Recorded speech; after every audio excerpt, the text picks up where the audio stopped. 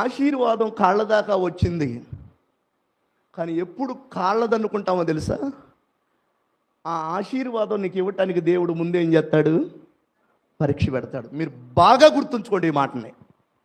ఆశీర్వదించడానికి దేవుడు నిన్ను పరీక్షిస్తాడు.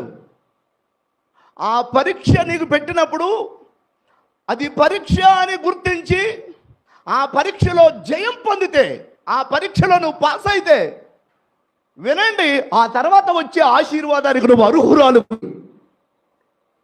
ఈరోజు చాలామంది ఆశీర్వాదము కాళ్ళ ముందు భక్తి చేస్తారు, చాలా ఓర్చుకుంటారు, చాలా ఆత్మీయంగా ఉంటారు, చాలా నికర శక్తితో ఉంటారు, చాలా ప్రత్యేకమైనటువంటి దేవుని చిత్తాన్ని నెరవేర్చడానికి పూనుకుంటారు. కానీ ఒక్కొక్కసారి అంత భక్తి చేసి చిన్న మాటలో పోగొట్టుకుంటారు.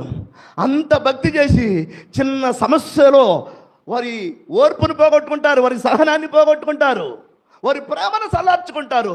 ఆ పరీక్షలో వీరు పాస్ అవ్వలేరు. అది గనక పాస్ అయితే ఆ తర్వాత ఏముంది? ఆకాశం నుంచి మన్నా ఉంది. ఆమేన్.